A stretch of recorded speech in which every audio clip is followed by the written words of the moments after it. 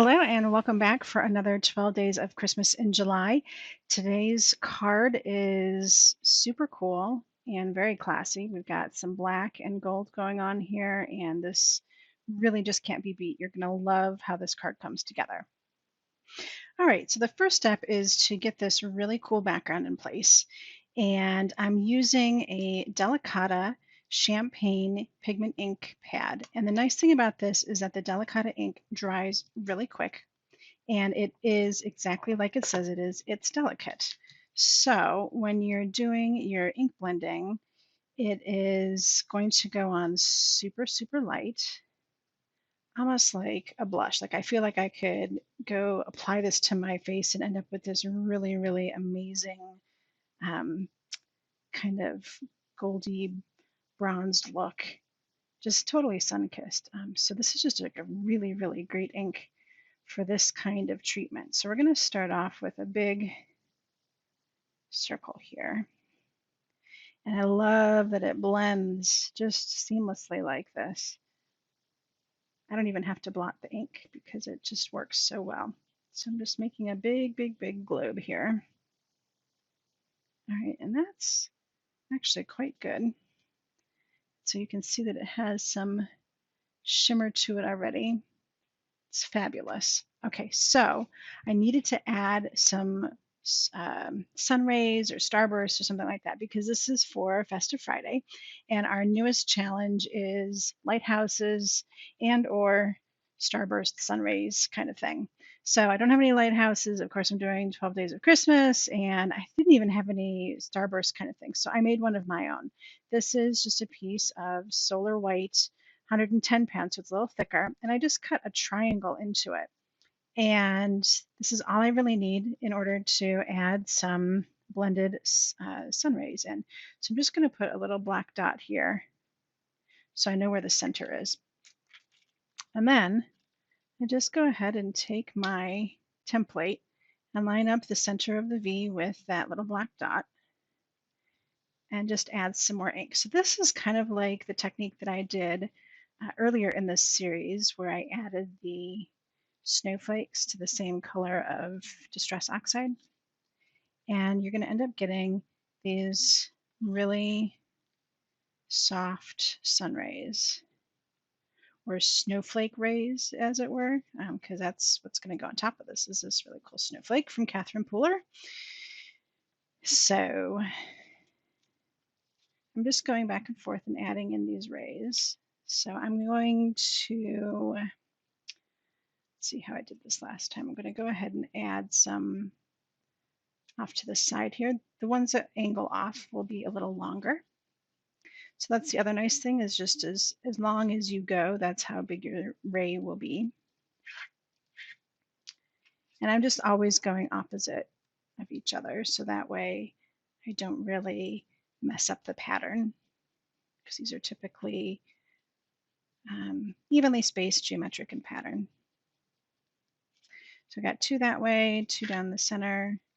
So let me grab the other angle here.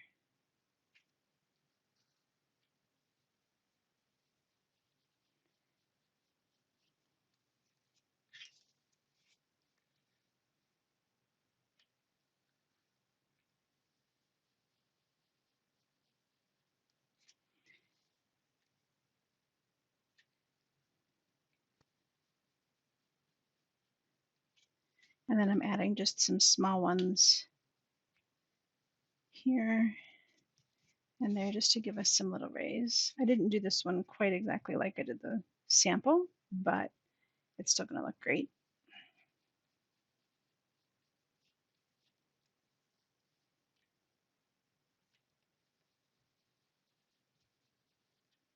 All right, so now I have the sun ray. And what I'm going to do is just I'm going to go around just a little bit to soften it and get rid of some of those hard edges there. Just going to blend it all in. And there you go. So now there's a whole bunch of rays, and we can go ahead and add in our sentiment and some splatter. The sentiment comes from the big and bold sentiments set from scrapbook.com. This is, I think, the third or fourth time I'm using this set, so you can tell that I really, really, really like it. And I'm just inking up in VersaFine Clear Nocturne. Just went for the straight black because we're going to have the black background. So I just kept this as a nice black and gold design. If you were going to do a different color in the background, you could consider using a different color if you wanted to. And that actually looks almost good. We get just a little bit on the S there.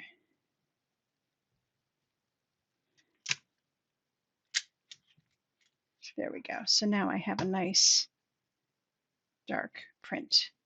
Looks excellent.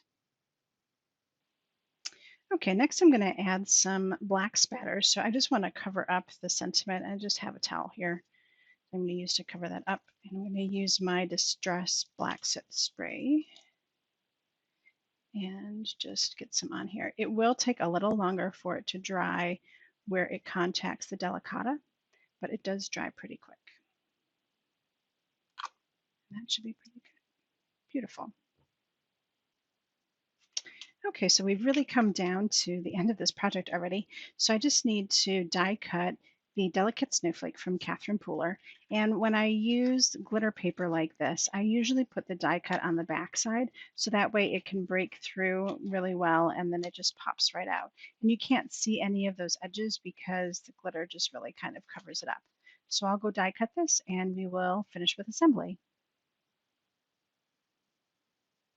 All right, so die cut, and this is all dry and looking gorgeous. So we are ready for assembly. This is Black Licorice by Lawn Fawn, and I have that cut to match the card base. So 4¼ by 5½. So this is pretty easy assembly, nothing cosmic going on here. Pop that right on our card base.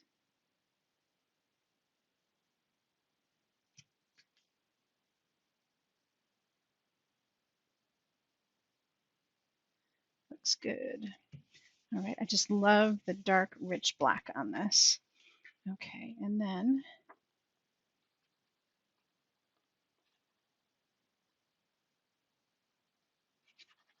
this is all just pretty straightforward.